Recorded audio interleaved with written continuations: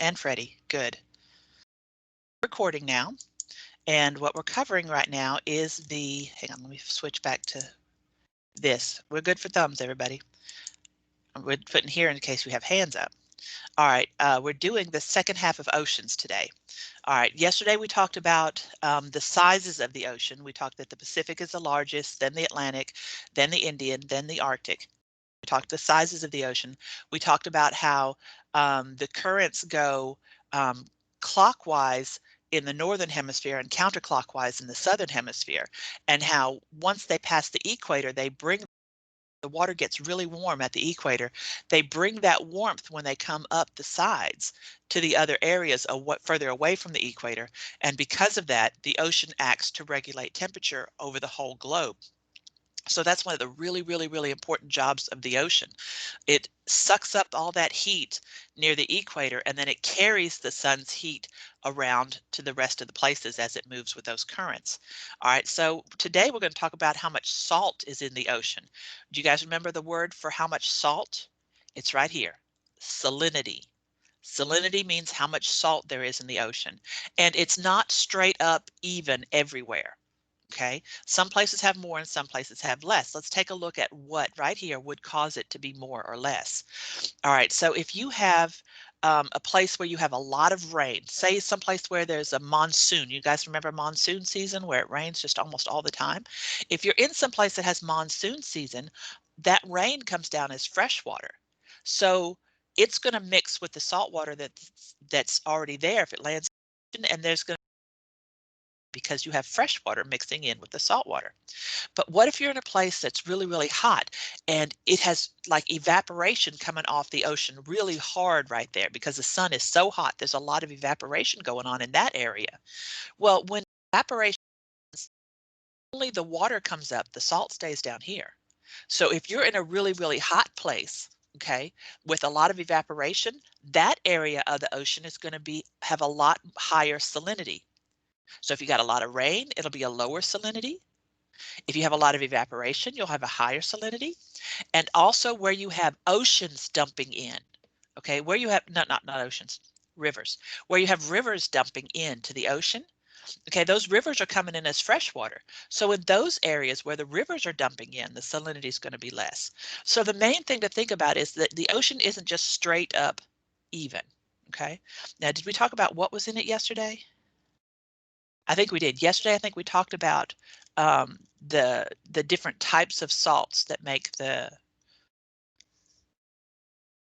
ocean. No, it's right here. We're doing that right now. Good. This is just not the picture I was looking for. All right, so when we're thinking about the ocean is salt water, okay?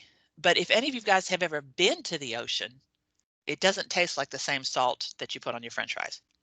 It is not the same. Now, mind you, the majority of the ocean salt is sodium chloride. You see this green one and the orange one? That's sodium chloride. This is telling you what all salt is in the ocean. Okay, so the majority of the salt is sodium chloride, and that is the salt you put on your French fries. However, if any of you guys have ever been to the ocean and accidentally got some of that in your mouth, it doesn't taste like French fry salt. That's because of all of these others. Okay, the pictures are small, but there's calcium and potassium and magnesium. Okay, that stuff's not going to be in your French fry salt, and that makes the taste change. Now, I'm not saying go to the ocean and taste it because it's actually not very healthy to drink seawater. But you know, when you're swimming, you're going to get some in your mouth and you'll taste it. So it doesn't taste like French fry salt, but that is the majority of the salt that's in there. But there's also these other salts, and that's what makes it taste different. Okay, so sodium chloride is the most. Now, talking about the temperature of the ocean, okay? Up here near the surface of the ocean, it's warmed by the sun, so it's the highest temperature. Up here at the top is also where it's warmer. Remember, you'll have algae that live up there and phytoplankton that does photosynthesis. Okay, so there's enough light for photosynthesis there. And once you have photosynthesis, you can have good food chains, right? So that top layer, it's warmer, you have photosynthesis. Okay, now when you go down, do you see this line here is showing how quickly the temperature changes. All right, so yes, it gets colder up here in the levels, but it gets colder slowly.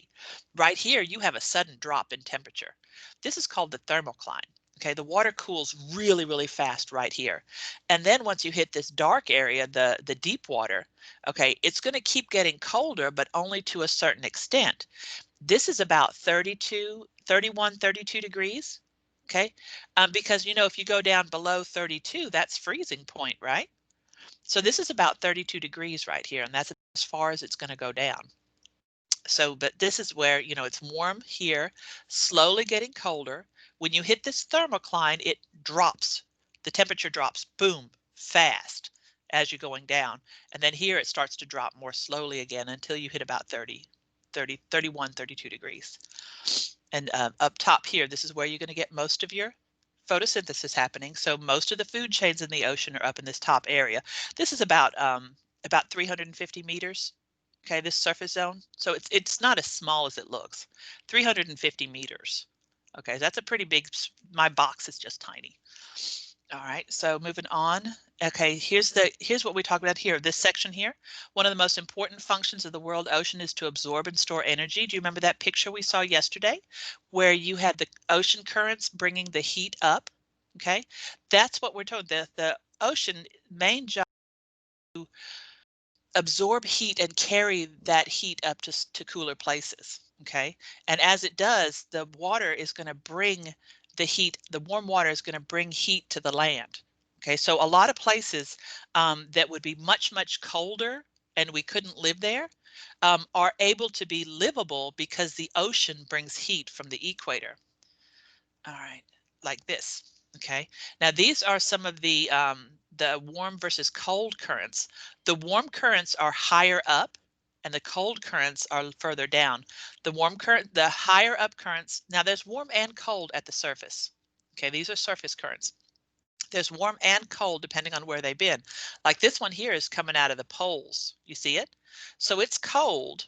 Okay. Now the cold and warm don't mix very well. These here are swimming around the equator, so they're heating up the whole time. This whole area is up and down from the equator. This is coming out of the poles and then going back down to the poles down here. This is Antarctica, so this one stays cold almost all the time. But then it rises up here. Okay, this is yeah, this is near Alaska here. This is Alaska.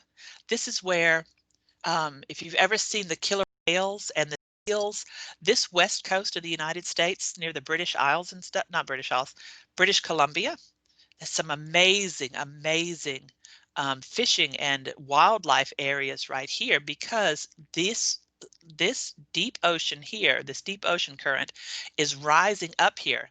As it rises up, it drags the nutrients from the bottom up. So the feeding right around here is amazing.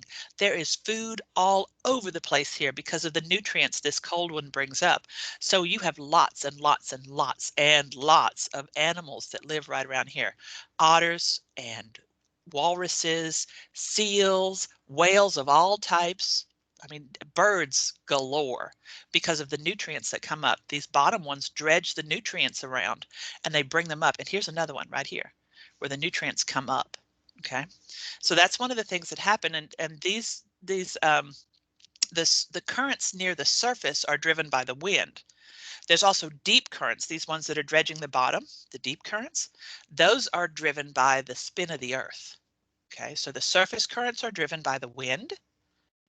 The deep currents are driven by the spin of the earth. Now they go real slow, those bottom ones. They're really cold and they go really slow, but they're driven by the spin of the earth.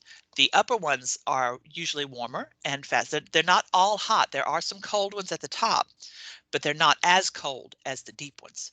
The deep ones are driven by the spin of the earth. The surface currents are driven by the winds.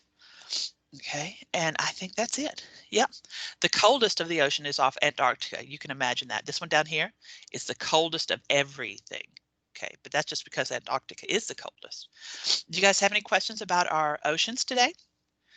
Tomorrow, we're going to start using the idea of what the oceans do for us when they're bringing these currents around and what's happening now because up here, especially, all of our ice is melting. Do you see, remember how I said the ones that dredge up from the bottom bring us nutrients? Okay, well, with the ice caps melting, this whole area is warming up. Okay, so tomorrow and the next day, we're going to have some lessons on what's happening to the ocean currents now that the glaciers are melting. And because of what's happening to the ocean current, what does that mean for the rest of us? So while we're going through, you go ahead and work on your the active reading today. It's going to be due tomorrow at midnight. While you're doing it, think about what we've learned about these ocean currents and the things that are happening. Okay, does anybody have any questions for me? No? All right, let's shut this video off then. Stop recording.